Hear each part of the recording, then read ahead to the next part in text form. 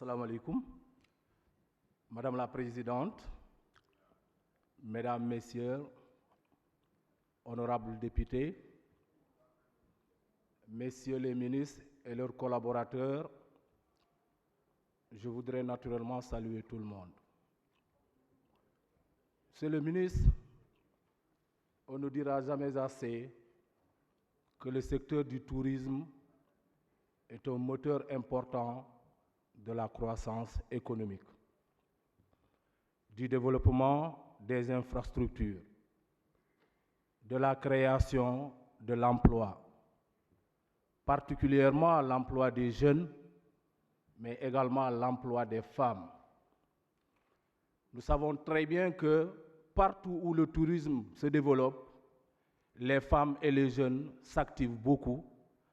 En plus de ceux qui travaillent dans les hôtels, il y en a d'autres qui sont dans le petit commerce tout autour.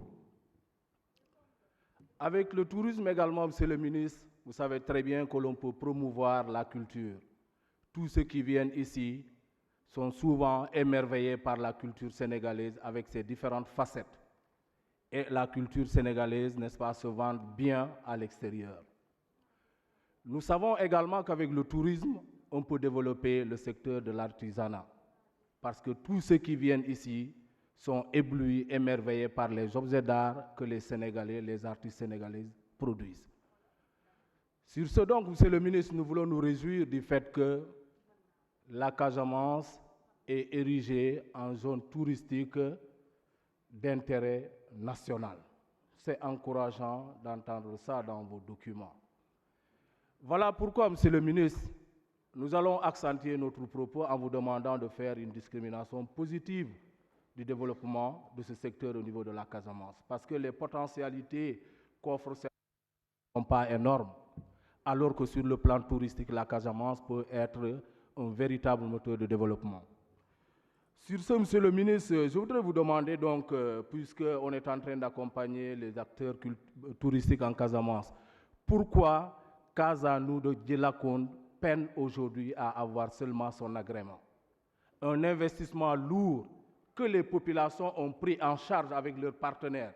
Mais jusqu'ici, ils demandent seulement un agrément, ils ne peuvent pas l'obtenir.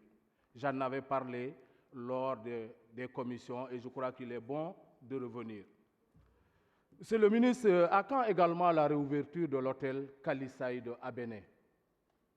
Monsieur le ministre, je voudrais également que les îles de la Casamance puissent être érigées en zone tourisme. Nous en avons beaucoup d'îles qui offrent de potentialités touristiques. Caraban, Wendaï, Kasouane, Saloulou, de mon ami là-bas, Djogé, ainsi de suite. Revenons à la situation particulière de la Casamance, de Caraban, Monsieur le ministre. Je pense qu'il y a tellement de potentialités culturelles. Aujourd'hui, on en parle à peine. Mais à Caraban, n'oubliez pas, c'était une esclaverie.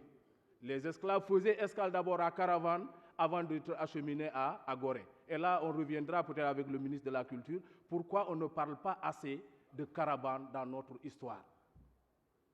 Monsieur le ministre, à Caravan, il y a le fameux cimetière où le capitaine Aristide Protet a été enterré debout. Celui-là qui a été tué lors d'une guérilla des populations des îles Caronne. Ils l'ont tué par une flèche empoisonnée. Et le capitaine Aristide Protet a demandé à être enterré debout en face de la mer, comme pour dire aux populations des îles du Caronne, même étant tué, mais je vous regarde toujours. Donc je crois que parler de la valorisation du tourisme en Casamance, on ne le dira jamais assez. Il y a beaucoup de potentialités touristiques que la Casamance offre, particulièrement les îles.